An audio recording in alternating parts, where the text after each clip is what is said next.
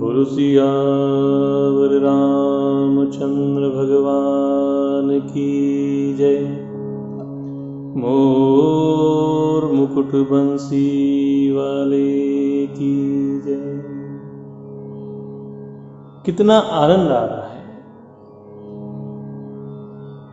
कल का प्रसंग भी हमने यही रखा था, अवध में आनंद। वह आनंद कैसा है? वह आनंद इस प्रकार का है जो सहजता से व्यक्ति भूल नहीं सकता। उस आनंद की छवि को अपने मन से, अपने मस्तिष्क से व्यक्ति निकाल नहीं सकता। उसी आनंद में डूबा हुआ संपूर्ण अवध समुदाय, जहां क्या हो रहा है? गृह गृह बाज बधाव शुभ रामा, प्रगटे सुषमा कंद सिया रामा, हर्षवंत सब जहत रामा,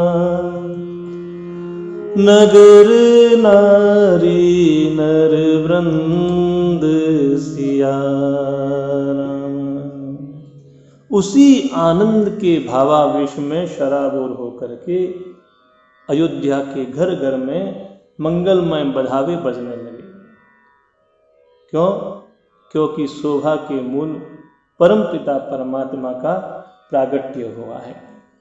संपूर्ण अयोध्या के नगर के स्त्री पुरुष सब के सब झुंड के झुंड मिलकर के यहाँ वहाँ आनंद मग्न हो रहे हैं, परमात्मा के जन्म का उत्सव मना रहे हैं। यह आनंद थोड़ा कम था। इसी आनंद की वृद्धि करने के लिए एक समाचार पीछे से और आया।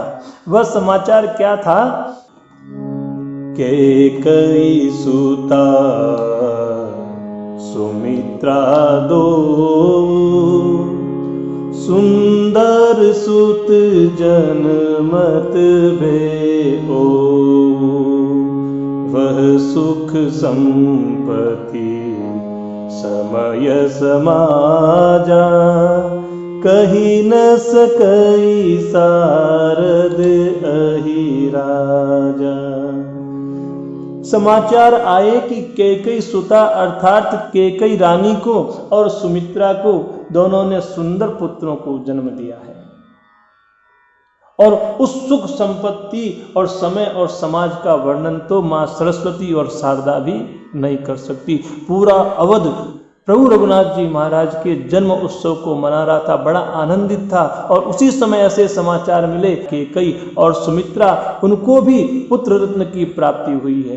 अब देखो, इससे इतना आनंद बढ़ गया, इतना आनंद बढ़ गया कि संपूर्ण अयोध्या नगरी इस प्रकार से सुहानी लग रही है जैसे अवधपुरी सो हहि एहि भांति, प्रभु ही मिलन आई जनु राती, देखी बानु जनु मनु सकुचानी, तदपि बनी संध्या अनुमानी।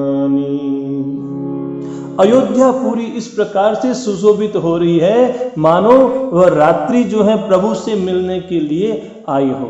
अब देखो, यहाँ तो मध्य दिवस अति शीतन घामा, पावन काल लोक विश्रामा।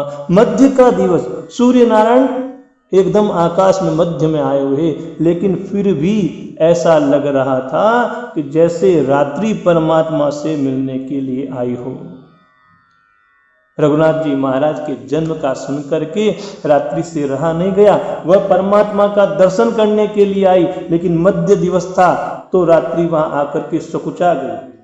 लिखा है कि देखी भानु जन मन सकुचानी, तदपि बनी संध्या अनुमानी। वह रात्रि वहां आई, लेकिन सूर्य नारायण को देख करके सकुचा गई कि मैं अपनी मर्यादाओं का उल्लंघन कर रही हूं।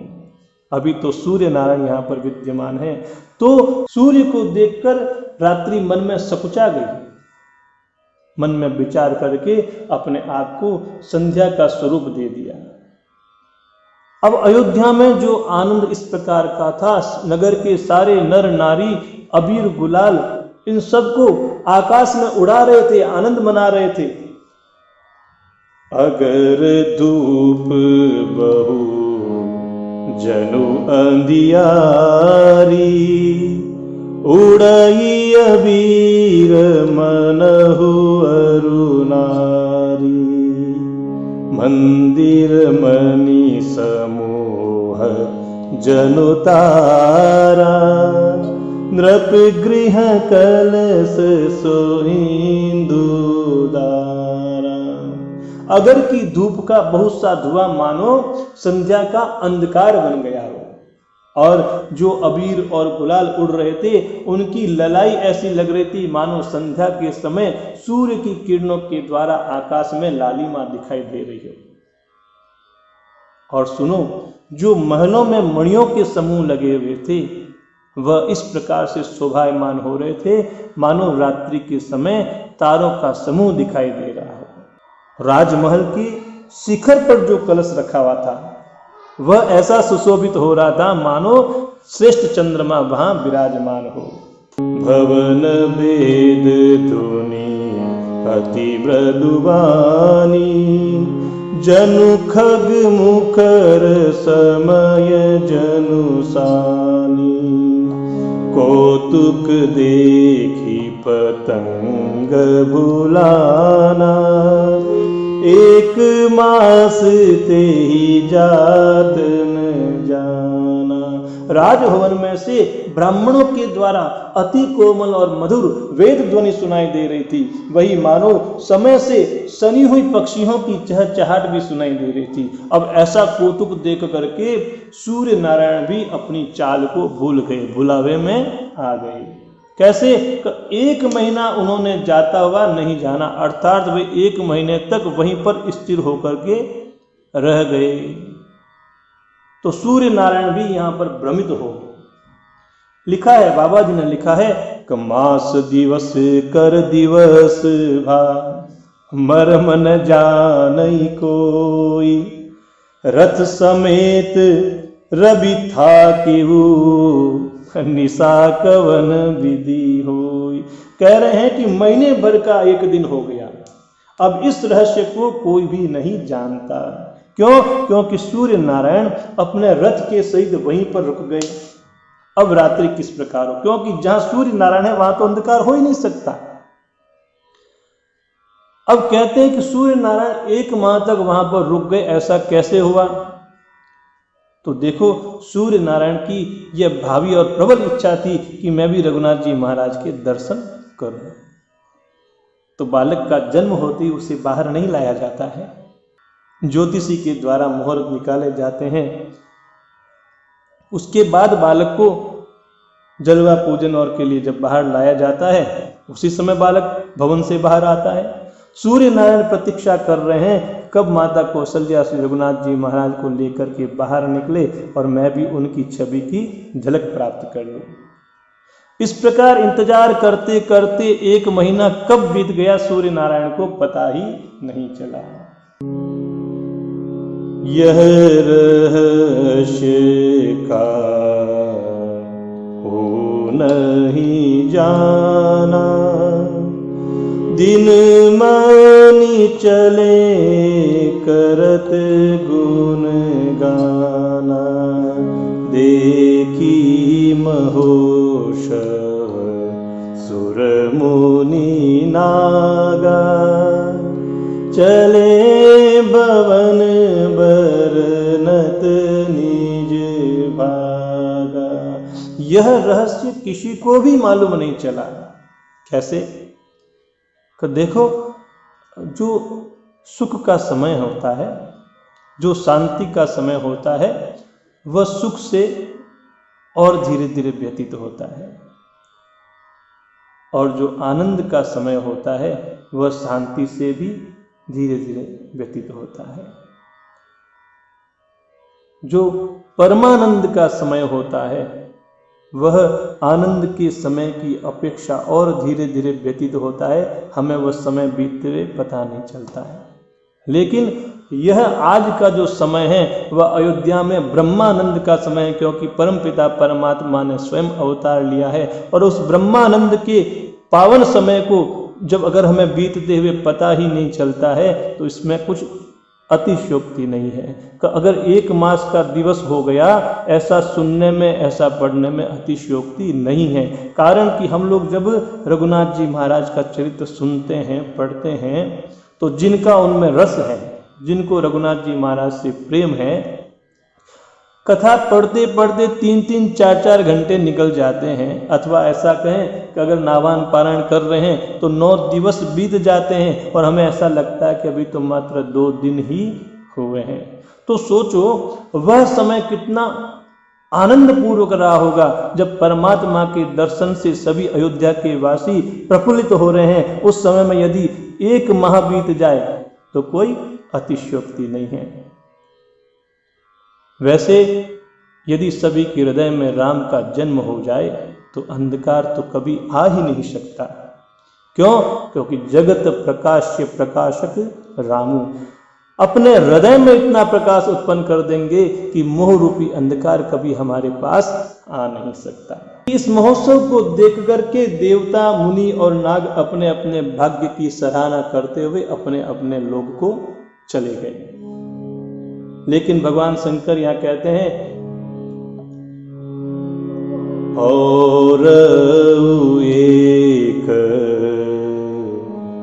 कहु निज चोरी, सुनु गिरि जाति दृढ़ मति तोरी। हे पार्वती, तुम्हारी बुद्धि जो है श्री रघुनाथ जी के चरणों में बहुत दृढ़ है, इसलिए मैं अपनी एक चोरी तुमसे कह देता हूँ। जो बात मैंने तुमसे छुपा रखी है वह तुम्हारे सामने प्रकट कर देता हूँ। तो माँ पार्वती ने पूछ लिया, ऐसी कौन सी बात है? तो भगवान शंकर कहते हैं, काक भुसुंडी संग हम दो,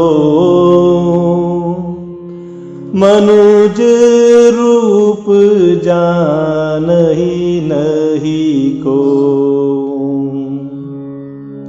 परमानंद प्रेम सुख फूले, बीथी न फिरहि मगन मन भूले। कि सुनो, काकभुसुंडी और मैं दोनों वहां साथ साथ में थे, परंतु मनुष्य के रूप में होने के कारण हमें वहां पर कोई पहचान नहीं सका। उस परम आनंद और प्रेम के सुख में फूले हुए हम दोनों इतने मगन और इतने मस्त हो गए थे कि तन और मन की शुद्धि को भूल करके गलियों में फिरते थे। यह शुभ चरित जान पे सोई, कृपा राम के जा पर होई। परंतु यह शुभ चरित्र वही जान सकते हैं जिस पर श्री रघुनाथ जी महाराज की कृपा हो। देखो, भगवान शंकर काकभुसुंडी जी को लेकर के अयोध्या में गए थे परमात्मा के दर्शन करने के लिए, लेकिन क्योंकि दोनों ने मानव का वेश धारण कर रखा था तो अयोध्या में उनको राज दरबार में प्रवेश होने ही नहीं दिया। लोगों के मन में ऐसा भाव था कि ये अनजान लोग हैं, और बाबा को इतनी उम्र के बाद में वृद्धावस्था में पुत्र प्राप्त हुआ है, कहीं किसी की नजर लग गई तो, ऐसा भाव होने के कारण किसी ने उनको अंदर जाने नहीं दिया। तो भगवान शंकर और काकभुसुंडी जी वहां से वापस बाहर निकले और सरयू नदी के तट पर आकर के बैठ गए। भगवान शंकर ने ब्राह्मण का वेश धारण कर रखा था और काकभुसुंडी जो थे वह उनके शिष्य के रूप में उनके साथ में थे। शंकर ने वहां बैठ करके ध्यान लगाया, रघुनाथ जी महाराज के श्री चरणों में अरदास लगाई कि प्रभु हम आपके दर्शन करने के लिए आए हैं, क्या हमें आपके दर्शन का लाभ नहीं होगा। बस मन की बात परमात्मा तक पहुंच गई। यहां श्री रघुनाथ जी महाराज अपनी मां की गोदी में लेटे हुए थे और रोना प्रारंभ कर दिया। रोए तो इतने रोए कि किसी के चुप कराने से भी चुप नहीं होते हैं। अब देखो लोग कौशल्या को ताना देते हैं, अरे माई तुमने ध्यान नहीं रखा, हमने तुम्हें कहा था किसी की नजर लग जाएगी, हर किसी को लल्ला के दर्शन मत कराओ। बहुत से लोगों को बुलाया गया, लेकिन रघुनाथ जी महाराज तो चुप होते ही नहीं। दशरथ जी महाराज को समाचार लगे। दशरथ जी महाराज ने किसी को भेजा, अरे जाओ देखो कोई विद्वान ज्योतिषी हो, कोई झाड़ फूक करने वाला हो तो उसको पकड़ के ले आओ, हमारे लल्ला को ठीक कर दे, उसको उचित इनाम भी देंगे। दशरथ जी के भेजने पर कुछ लोग गए। सरयू नदी के किनारे पर भगवान शंकर का वसुंधरा जी के साथ में विराजमान थे। भगवान शंकर का बड़ा ही देदीप्यमान तेजवान स्वरूप था। भगवान शंकर को देख करके एक जने ने कहा, हे ब्राह्मण देवता, हमारे राजा के अभी अभी जो पुत्र हुआ है उसको किसी की नजर लग गई है, क्या तुम यह उतार करना जानते हो, किसी का उतारा करना जानते हो। शंकर भगवान बड़े प्रसन्न हुए, बोले चलो हमारी तो बात बन गई, ठाकुर जी ने हमारी सुन ली। शंकर भगवान ने कहा देखो हम तो इसी काम के लिए पारंगत हैं, हम जो है उतारा ही करते हैं, किसी भी प्रकार की नजर लग गई उसको हम तुरंत से उतार देते हैं। अब वो भगवान शंकर को लेकर के राजमहल में पहुंचे। राजमहल में पहुंचते ही भगवान शंकर का मन प्रफुल्लित हो गया। मां कौशल्या की गोद में श्री रघुनाथ जी महाराज को देखा तो भगवान शंकर गदगद हो गए। ये रघुनाथ जी महाराज जिनकी माया के वशीभूत होकर के सारा संसार रोता है, वही परमात्मा इस कौशल्या माता की गोद में बैठ करके रो रहा है। यह माँ कितनी धन्य है, इसने कितनी तपस्या कितनी भक्ति की होगी, इसको परमात्मा पुत्र के रूप में मिला है। अब जैसे ही श्री रघुनाथ जी महाराज का भगवान शंकर के साथ संबंध हुआ, एक दूसरे को देखा और रघुनाथ जी महाराज शांत हो गए। नजर ने नजर से मुलाकात कर ली। क्या कहा कि नजर ने नजर से मुलाकात कर ली, रहे दोनों खामोश और बात कर ली कि प्रभु आपका बड़ा अनुग्रह है जो आपने मुझे अपने दर्शन दे दिए। इधर भगवान श्री रघुनाथ जी महाराज ने भी शंकर भगवान का स्वागत किया। नजर ने नजर से मुलाकात कर ली, रहे दोनों खामोश मगर बात कर ली। मैं तुझे देखूं तू मुझे देख, और देखते देखते हम हो जाएं एक। बड़ा विलक्षण प्रेम है परमात्मा का। भगवान शंकर को रघुनाथ जी महाराज से अधिक कोई प्रिय है ही नहीं। जब रघुनाथ जी महाराज शांत हो गए तो माँ कौशल्या बड़ी प्रसन्न हुई। देखो माँ होती ना, माँ का हृदय बड़ा कोमल होता है। अपने पुत्र को या अपने परिवार के किसी भी सदस्य की तकलीफ से माँ का मन ज्यादा दुखी होता है। जैसे ही पुत्र शांत हुआ, माता का मन प्रसन्न हो गया। मन में सोची, अरे यह ज्योतिषी तो बड़ा चमत्कारी है, इसमें तो बड़ा ज्ञान है, इसने तो मेरे पुत्र को आते ही शांत कर दिया। भगवान शंकर ने कहा, माता अभी तो हमने कुछ किया नहीं है, अभी तो हमने केवल इसको देखा है। यदि आपकी आज्ञा हो तो हम इसको अपनी गोद में लेकर के इसका झाड़ फूक कर दें, मंत्र कर दें, और ऐसा करेंगे उम्र में कभी रोएगा नहीं। कौन माँ ऐसा नहीं चाहेगी कि उसका पुत्र हमेशा स्वस्थ रहे, प्रसन्न रहे। माता ने भगवान शंकर की गोद में रघुनाथ जी महाराज को दे दिया। बड़ा आनंद वाला समय है। देखो आप इसकी कल्पनाएं करो, बाल स्वरूप में श्री रघुनाथ जी महाराज भगवान शंकर की गोद में। भगवान शंकर के तो ऐसे भाव थे, इसी बहाने में रघुनाथ जी महाराज के चरणों का स्पर्श कर लूंगा, इसी बहाने में रघुनाथ जी महाराज के चरणों में अपना मस्तक टेक लूंगा। बाबा ने रघुनाथ जी महाराज को गोद लिया, उनके चरणों को स्पर्श किया। देखो रघुनाथ जी महाराज के जो चरण हैं वह बहुत कोमल है, बहुत कोमल है। इतने कोमल है कि उन चरणों की सेवा माँ जानकी जी करती है। और जानकी जी कौन? जिनके खुद के चरण इतने कोमल हैं कि जब वह गौरी पूजन के लिए जाती थी तो 5-5 मण पुष्पों के पराग को जमीन पर बिछाया जाता था ताकि जानकी जी के पांव में छाले न पड़ जाए। वह जानकी जी श्री रघुनाथ जी महाराज के श्री चरणों की सेवा करती है। सोचो परमात्मा के चरण कितने कोमल, कितने मृदुल हैं। देखो एक स्वाभाविक चीज है, हमारे चरण से हमारे हथेली कोमल होती है, हमारे हथेली से हमारा मुख कोमल होता है। तो आप कल्पना करो रघुनाथ जी महाराज के चरण कमल कितने कोमल। चरणार बिंद से करार बिंद कोमल, करार बिंद से मुखार बिंद कोमल, मुखार बिंद से नयनार बिंद कोमल और नयनार बिंद से हृदयार बिंद कोमल। भगवान का हृदय तो उससे भी कोमल है और उस हृदय में संतों का निवास होता है। प्रभु संतों को बहुत मान देते हैं। मानस के प्रारंभ में संतों की वंदना की गई है।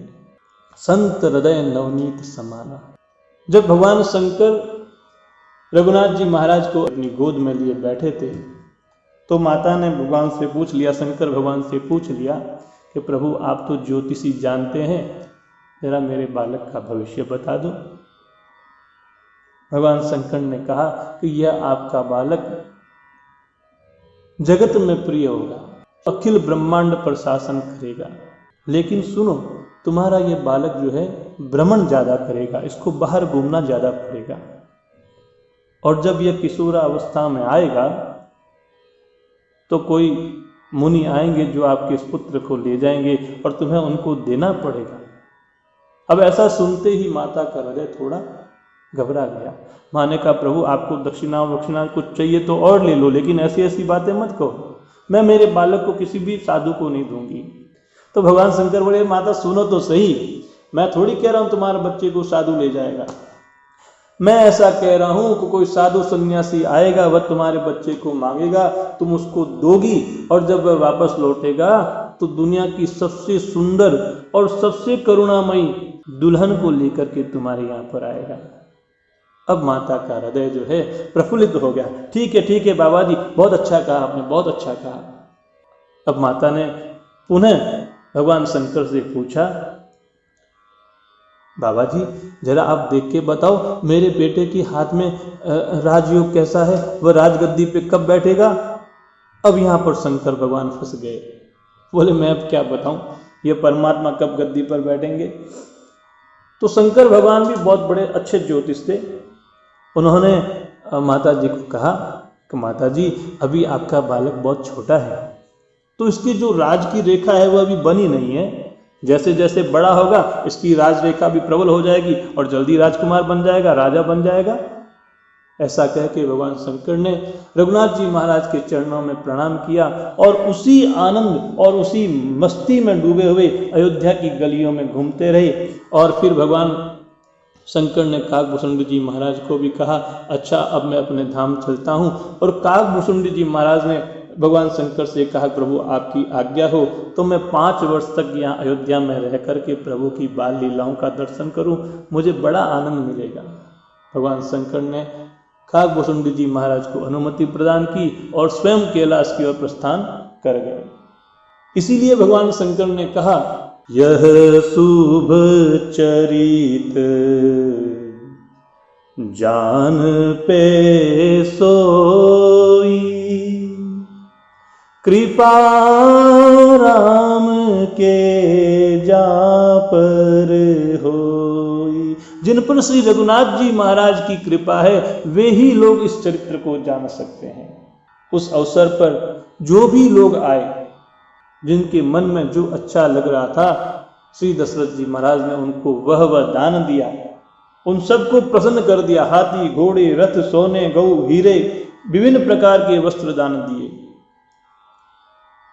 मन संतोषे सबनिके जह तह देहि असीस, सकल तनय चिरजीव हो तुलसीदास के ईस। राजा ने सबके मन को संतुष्ट किया।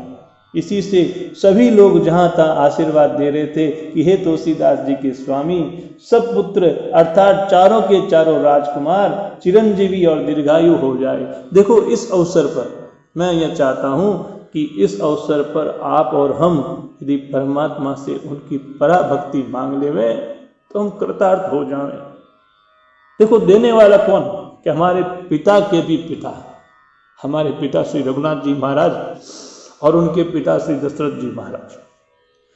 पुत्र के जन्म के अवसर पर कौन पिता है जो अपने पुत्र की बधाई के बदले में कोई चीज न्योछावरी में नहीं देगा? और वह ऐसा पुत्र जिसके पास त्रिलोक का राज्य हो, जो त्रिलोकी का राजा हो, ऐसे पुत्र के जन्म के अवसर पर उसके पिता किसी को भी खाली हाथ नहीं भेजेंगे। हम लोग हमारी झोली फैलाएं और ऐसी प्रार्थना करें कि हे रघुनाथ जी महाराज, आपकी पराभक्ति, आपकी प्यारी भक्ति हमारी झोली में डालो। हम आपका अनन्य चिंतन करते रहें, अनन्य स्मरण करते रहें। रघुवर तव मूर्ति माम के मान साजे, नरक गतिम हरम ते नामधेयम मुखे में।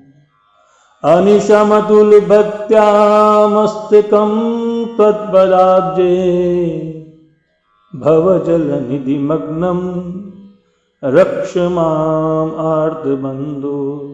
हे रघुनाथ जी महाराज, हमें आपकी भक्ति प्रदान करो। आपका नाम अनन्य रूप से हमारी जिह्वा पर निरंतर चलता रहे, आपकी स्मृति हमारे बुद्धि में रहे, हमारा मस्तक आपके श्री चरणों में निरंतर झुका हुआ रहे।